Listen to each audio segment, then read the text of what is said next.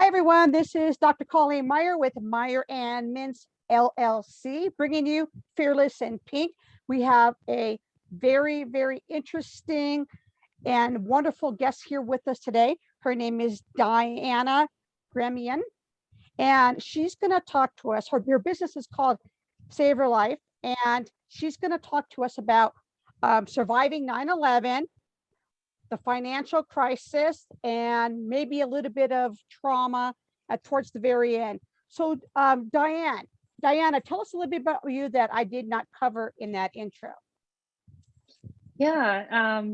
So one thing that not many people know about me is that, even though I do this work as an international speaker, author of Manifest Your Dreams, and work as a coach as well, that many people don't realize that I actually struggled a lot with being introverted, struggled with my weight, and never ever imagined that I would do the work that I do right now. I am naturally super analytical, highly practical, more of a person with a naturally negative mindset. So many people are really surprised to find out and see the work that I do. And they're like, wait, you have a negative mindset naturally? Like, they don't see it. But I think that it actually makes me have an ability to relate to people of all different backgrounds and all different life experiences, because I've had the chance to advise billion-dollar deals for Fortune 500 companies, but I've also had the chance to cook Michelin-starred meals for President Obama because I worked as a chef. And what that means is that I have the ability to speak to the CEOs, to the folks like that, but I also can speak to the cooks and show them how to transform ingredients. And and I'm really grateful for that very varied life experience. But I'll tell you, Colleen, it was not by choice to have made a lot of these jumps in life, even if I am really grateful for where it's taken me.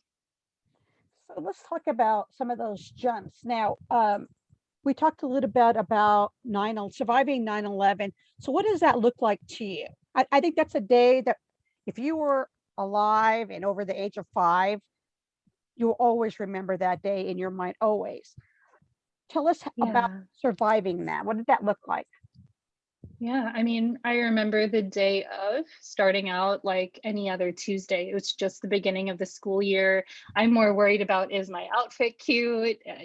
Who am I going to ask to senior prom? And thinking about college essays, because I was a senior in high school.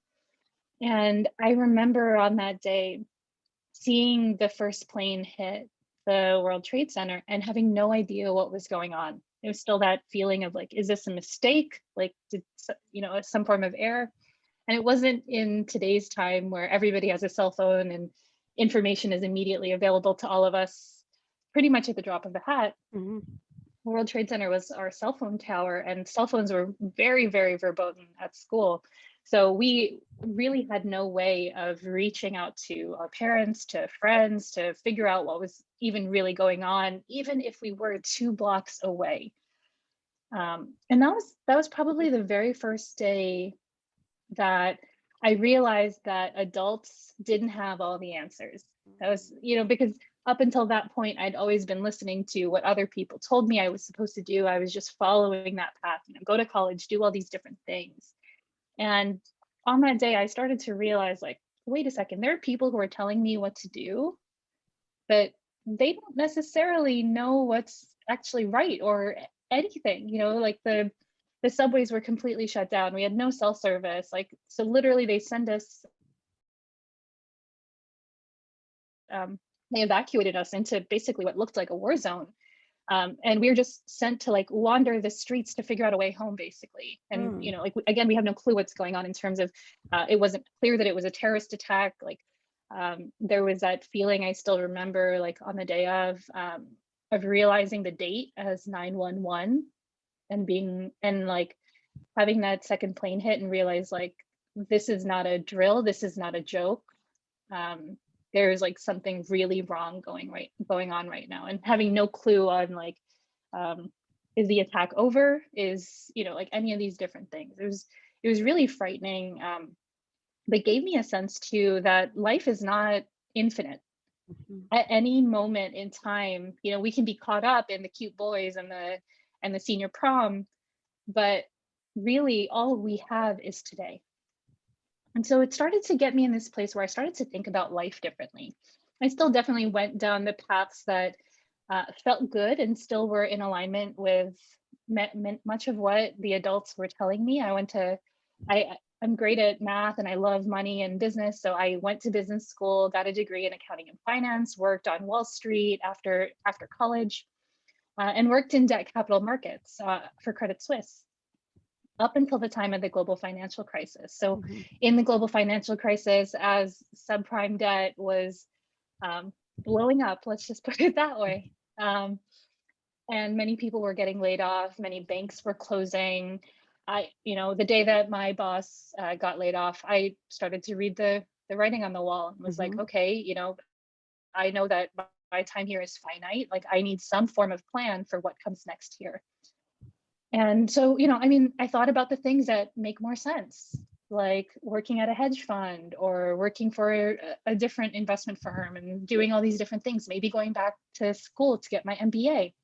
But as soon as that thought popped into my head, I heard a small voice come in and say, "No, if you go to school, it's going to be culinary." And I was like, "What? Like that makes no sense. That makes zero sense." But I also, because I have a deadly peanut allergy, I've had this experience in the past of a voice that comes in that doesn't make any sense, 0 sense. I'm like, what? Like, take an umbrella, don't eat this. Why not? It's my favorite food. And it saved me at many different times in my life to listen to that voice that makes no sense. I've learned to listen to my intuition. And when I heard it again this time, I was like, okay, you make no sense. But if I think about it, even after 6 days of working every single week, 6 to 7 days, 12 to 14-hour days, I would still go home, Colleen, and I would want to cook. I would want to turn on the stove. I'd want to turn on the oven and make something. And it wasn't even about me eating it. I just wanted to make something with my hands. And I was like, okay, this does not make any sense, but there is something special to this, that I can be exhausted after a long day and still want to do this. That means something. So I took the leap, went to culinary school, ended up meeting my husband in culinary school. And he and I, like the way that we met was so funny. We were both like vying for top of the class. So he and I, we had this like healthy, friendly competition going on. I will admit he won. So he was top of the class. I was a very close number 2. But over that, we developed friendship, we developed like a relationship. And as we thought about, the future, what we wanted to build together, we had this amazing dream of opening restaurants together. And he would be the person who would handle all the creative in terms of like the restaurant. And I was like, okay, I'll do like the operations and the business. That's like my forte. And so we worked at all these different restaurants in San Francisco and in New York, learning and honing our different skills. And at one point, because of my culinary background and because of my business background, I actually was able to rise really quickly up the ranks for a restaurateur who's based in New York. And had like 2 promotions in the period of like 6 months. They asked me to take on this crazy project where I was opening 9 different restaurants in 2 different states, all on the same day. Wow. And that is amazing. A normal person would say no, especially when you looked at the bandwidth of what I was taking care of, which was like getting each of these locations up and running, designing the kitchen, coming up with the menus, making sure that they have all their products, like all the logistical stuff that was going on. But I was in. I love a challenge, and I would bet that the same is true about you, Colleen, that you love a challenge. I do. I do, because I get bored easy. Exactly. Yeah. So this was, as crazy as this sounds, this was a challenge to me, and I was in for it. So, there were some signs early on that I was under a lot more stress. Like I was breaking out in hives more often. But the thing is, I could cover that up with a chef's coat. Nobody would see it. I was like, okay, I'm still fine. Like I can keep going. Up until the morning of opening day, when I woke up in a hotel room in DC and noticed a huge pile of hair on my pillow. And I was like, what is this? I had no clue. So I walked over to the bathroom mirror and noticed a huge bald spot about the size of a quarter right here on my head. And again, I had 9 restaurants to open that day. So what did I do? I brushed it over. And I don't know how many other women who are listening right now can relate to something is going on in my body, something is telling me something is wrong, but I have things to take care of. I have a family. I have team. I have people who are relying on me and counting on me. So I'm going to brush aside what's going on inside me to take care of what everybody else needs. And I go ahead. think that's exactly, I think women do that, exactly what you're saying, that they push that themselves aside and they don't listen to what their body's telling you. And I've had so many people I've talked to that were having heart attacks or were having something going on, and they listened and they were able to catch it. So what Yes. was your next step once because you obviously went and opened up those restaurants that same day, combed it over, and then what happened? What did that look like after that? Yeah. So after that, immediately after, I was focused on the restaurants. I focused on what needed to happen. I honestly did not give myself space and time to really process what happened until about 2 weeks later when I finally went home. In the privacy of my home bathroom, I could finally take that brave face off, Mhm. and I could really look at myself in the mirror and see what I had done, because it wasn't just the balding. It wasn't just the bones. It wasn't just the hives. I had developed bone spurs that I was covering up with, with custom orthotics so that I could be a little bit more comfortable, but still couldn't stand in the kitchen for more than a few hours anymore.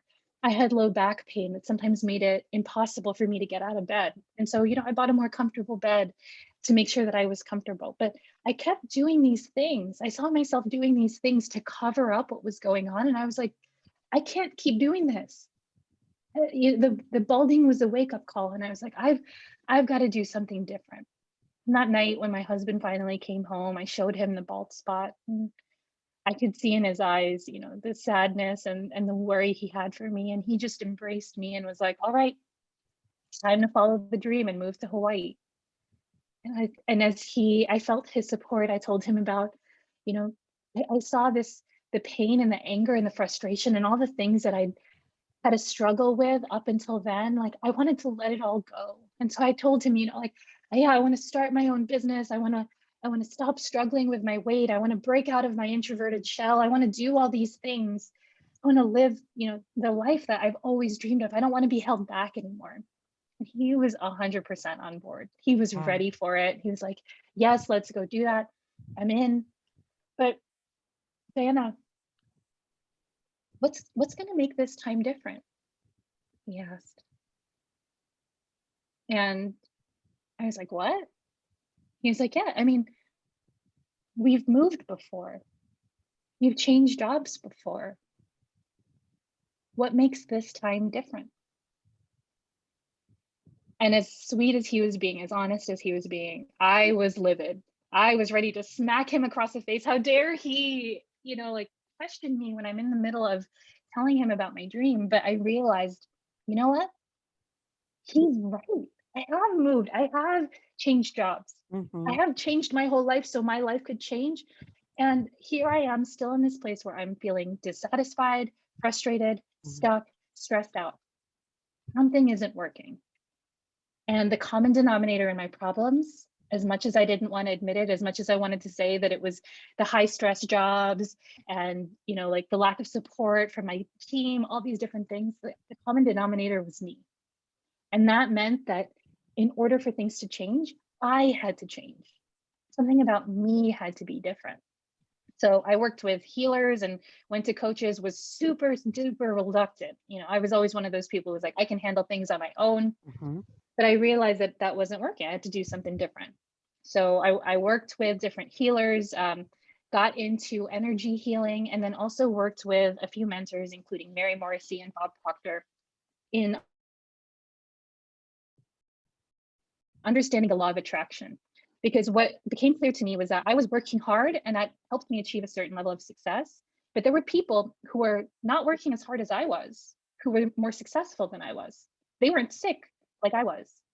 And that meant to me that there must be a smarter way to work. that doesn't involve me getting sick, me struggling, me resentful because I feel like the burden just falls all on me. There's got to be a smarter way. So I started to look for it. And that was where I really discovered how, when I looked at everything I was doing more and everything that was around me as energy, I was able to move through those blocks. Like literally, I struggled with my weight pretty much my whole life and my body image. And it wasn't until I started using energy healing that I was able to overcome that. It wasn't until I was used some of these same techniques that I used to heal myself from that place of burnout and trauma and go through that the transformation of well, so one of the things I didn't mention, because of all these health issues, I actually ended up destroying that dream that my husband and I had. So our dream originally was to move to Hawaii and start restaurant businesses together as like a power chef couple. And now we couldn't do that. And the reason we couldn't do that was because I was more focused on a goal than I was on what really mattered. And I was so willing to give up everything to reach that goal that I didn't even realize that I ended up giving up a dream. And so there was a lot of pain and loss in that time. And the coaching and the healing really helped me navigate that. And when I got through all that and saw that, wow, there is a way to work smarter, there's a way to move energy and be more efficient with what I'm doing so that I can get better results with less hard work, still working, but less stress and struggle. And it opened me up to being like, wow, yeah, now I can do this with weight loss. I could do this with being introverted. I could do it with everything that's held me back up until now. And that was just so powerful to me. So even though I'm super shy, like want to talk to nobody, hide in the closet, like under the covers all day long, if you can imagine that, that's like the natural me. But I realized that I had stories that I had to share. And that even though it wasn't comfortable for me, that what mattered more than anything as I was emerging from this pain was to turn it into purpose. And so that was how I ended up becoming a life coach, writing Manifest Your Dreams, doing the work that I do now as an international speaker, helping people, empowering them to take the ingredients in life that look like they're rotting, that look like they're bitter, unpalatable, sour. Take those ingredients and transform them. Because when we work in my work as a chef, one of the things that really elevates food when you're working in like Michelin starred restaurants, all that different stuff, is understanding that it's really about nuance of flavor and like bringing contrast into something that you're having gives you the ability for each thing to stand out and stand up on its own even more and shine even more brightly than it could without that note on the other side. So chefs use a lot of bitter ingredients. They use a lot of acid. They use a lot of things that maybe on their own would be unpalatable. But when you combine them with skill and when you use them as just a simple ingredient in that final dish, what you're able to do is add nuance and richness and depth that you never could have had if you didn't go through that painful experience. And so that's what I believe can happen for us in life too. When we have these bitter, painful, unpalatable ingredients, we can use them, we can transform them, use them as something that creates nuance in our life, that creates depth, that creates a richness that we never would have had if it weren't for what we went through. And so I chose to take my pain and find purpose in it. And that's what I get to do now. And I love that I get to help other people avoid making some of those same mistakes in terms of working hard and thinking that that's what's going to lead us to greater success. The truth is that we can work smarter and achieve our dreams and live a life that we'd absolutely love. You know what? Wow. That's a lot of stuff. That's a lot of pivoting and shifting and persevering and taking lemons and making lemonade, so this is amazing. And you got to cook for the president of the United States, which is cool. People need that. And I think people need that because they get so stuck on, if you want to talk about your analogy, they get so stuck on the this is bitter and this is acidy and this is sour. But when a person who knows how to mix them, they can create something that's wonderful and delicious, and all the different flavors create one new flavor. And I think that's it's so important. And I think that's important too for women, because women put ourselves aside and it's all about the kids and the husband and the the job and the PTA and all the sports or whatever it happens to be. And then sometimes they forget about who they are. Yeah. And they lose themselves in that. Yeah, and I believe that our body is giving us nudges the whole time saying, hey, like, pay attention. I need help. And we're so willing to put our bodies, our health on the sidelines. And it's as if we forget that it's our body that we need in order to do all those things. And so I love helping women start to see, redevelop that relationship with themselves, and also understanding, like, yeah, you have a million things to do. So how do we have solutions and techniques that can work when you don't have all the time in the world for like a 4-hour self-care routine? How do we create, real life strategies and real life solutions for those of us who don't have a ton of time, but do want to have a better mindset, do want to feel better? And I'm all about creating solutions and offering strategies that are along those lines that really work and understand real life. If somebody wanted to get a hold of you, how would they go about doing that? Yeah, so if someone is interested in learning just a little bit more about me, what I teach, you can check out my website, which is dianagremillion.com. So that's just my full name, DIANAGRE million.com. You can also find me on Instagram at diana.gremillion.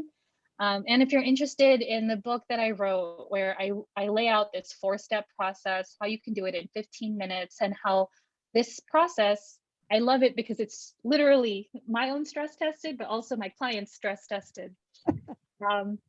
It's stress tested to work, and what it requires of us to experience a shift from that place of extreme stress to living the life of our dreams. 15 minutes a day, 4 steps. Where can they buy that? Is that on Amazon? Yeah, so it's on Amazon. You can get Manifest Your Dreams on Amazon. The easiest way is to look me up by name, so DIANAGRE million. Or if you want a signed copy, you can actually get it on my website. Go to dianagremillion.com/manifest-your-dreams, and you'll be able to get a signed copy where I do a personalized dream dedication for you. And I would love to send a book to you. So. All right, Diana, I want to thank you so much for coming on. Thank you for sharing your journey.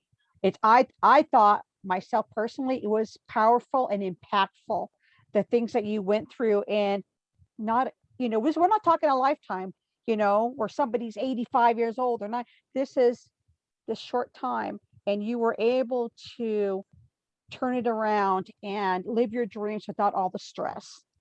So thank you so much for that. And all right, everyone, that would be it for today's interview. And we just want to give Diana a big thank you. Thank you so much, Diana. Thank you so much, Colleen. It was great to chat with you today.